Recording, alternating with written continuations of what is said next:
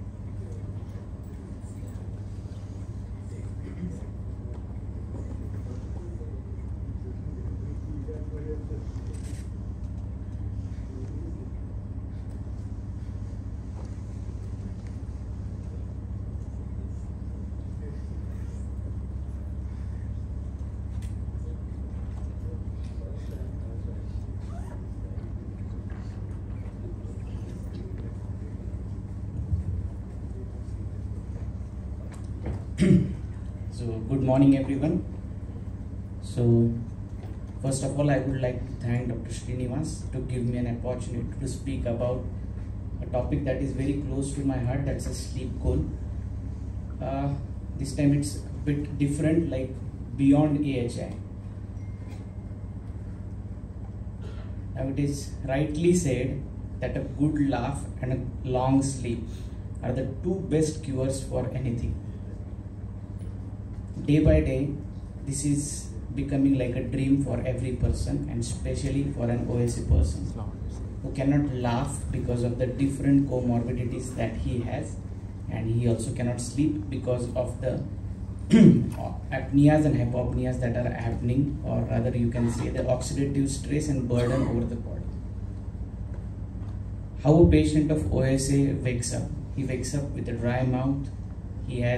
It's a different presentation with snoring, excessive daytime sleepiness, headaches, fatigue, mood changes. Many a times you wake up with the chest pain and difficulty in concentrating. What we have, these are the different type of modalities that everyone practices in a different way.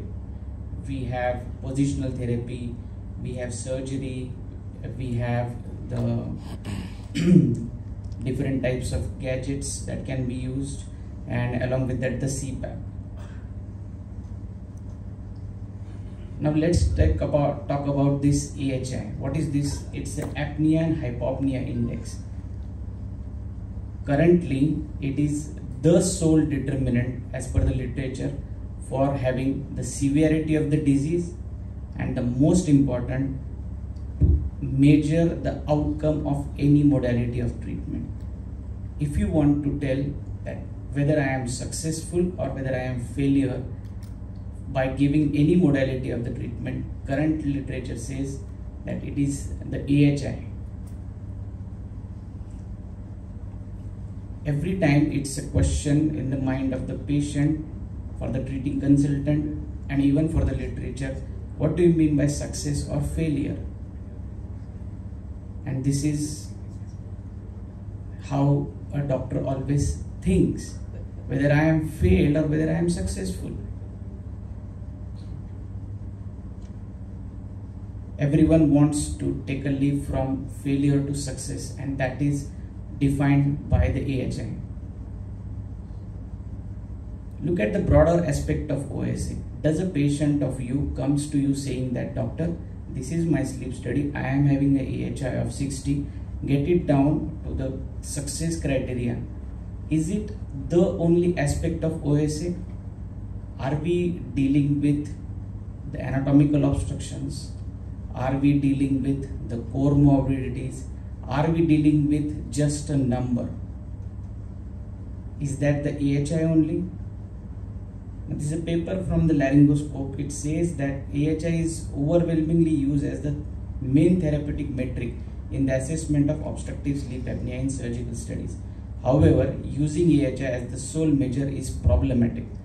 How is the problematic? That I am going to show you. Many categories of outcome measures were found. People are more concerned about their quality of index. I want to ask the audience, if you go as an OSA patient to any doctor and want, what do you want from any modality of treatment. Doctor, I want a refreshed sleep. I want to have my quality of life index to go away, but that is not being measured with the AHI.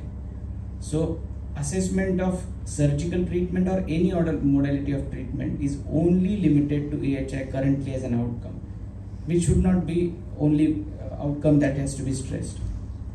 What OHA has, it affects the mood and temper of a person. It has a very effect on the emotional state and also the relationships. It reduces the work performance, even the promotions, and entire life quality of life is hampered. This is in all 3 days you all have learned about the OSAs and its effects. It is basically an hypoxic burden, the base criteria. It has on cardiovascular risk like hypertension, coronary artery disease, arrhythmias, cerebral vascular diseases, oxidative stress on the cardiovascular and this, and also neurocognitive functions.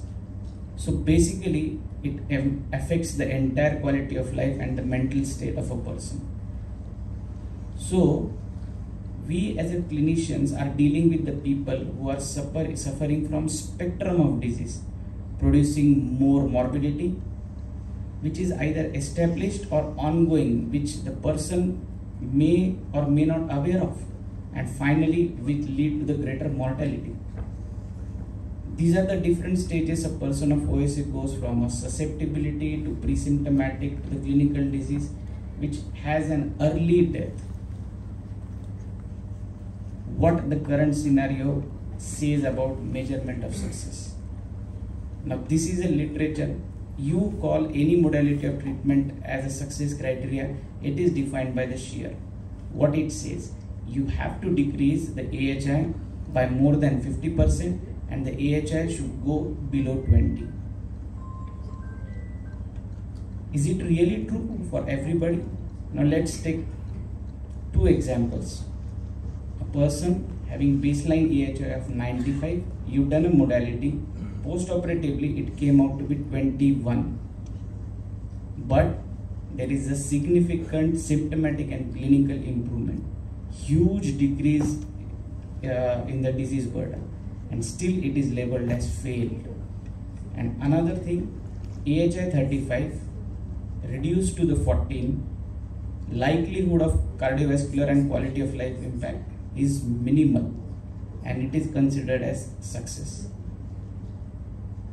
Now AHI has limitations. It can vary from night to night, it can vary from laboratory to laboratory, it can limitation from nasal thermistor to the pressure transducer, vary from different definitions of hypopnea used in different laboratories and software.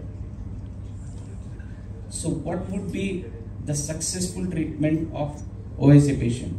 It is reversing the debilitating symptoms faced by the patient, including the metabolic and oxidative stress that accompanies the disease load and disease burden. What your patient wants from you?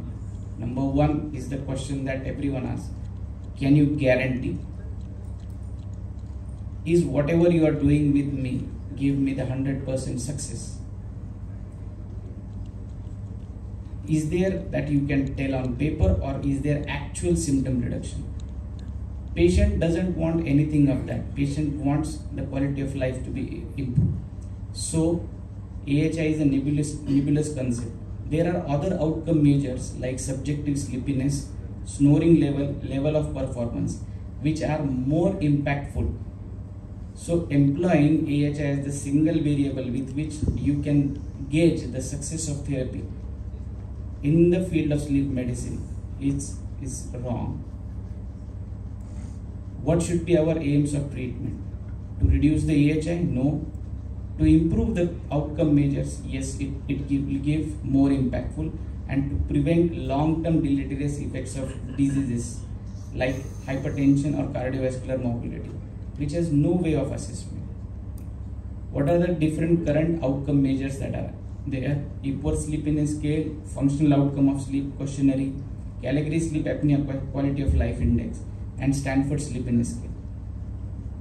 Patient wants now quality of life to be improved. What does that mean to a patient? Decrease in symptoms of excessive daytime sleepiness, poor sleep quality improvement, reduced irritability, and improved concentration and memory. These are the different quality of life indexes. When I go through the different literature, there are different outcome measures for the obstructive sleep apnea that have been given. Now, this is a paper that Dr. Kenny Pang and Dr. Rottenberg has given, that's called as a sleep goal criteria. What it suggests, it will have 8 different goals, like S means snoring, which will be on the visual analog scale. L is latency of sleep onset. E is Epworth sleepiness scale, normalization. E is execution time, improvement time by more than 50%. And pressure reduction in the mean blood pressure by more than 7, reduction in either systolic blood pressure or diastolic blood pressure by 10, or 5 mm reduction in both. Gross weight reduction loss by more than 10%, oxygen saturation improvement, AHI reduction by 50% and AHI less than 20, and improvement in the life score. With this, you can call successful treatment will be when you can fulfill 2 major and 1 minor criteria. Major criteria are P goal criteria and SLEE are the minor criteria, or when you can fulfill 1 major and 2 minor criteria.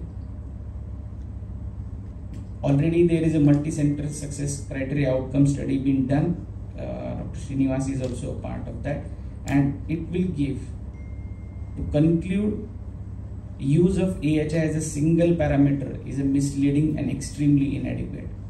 Sleep goal criteria needs further more evidence and studies. Few more quality of life index needs to be researched, so that paradigm of OSA treatment outcomes will be better thought, thorough, refined, and shifted to the more holistic, comprehensive, and realistic parameters. I know success is not final, failure is not fatal. It is the courage to continue that counts. So let's take this as in our clinical practice to improve the outcomes, rather than just thinking about the AHI, the different quality of life index, and sleep goal is one of them. Thank you very much.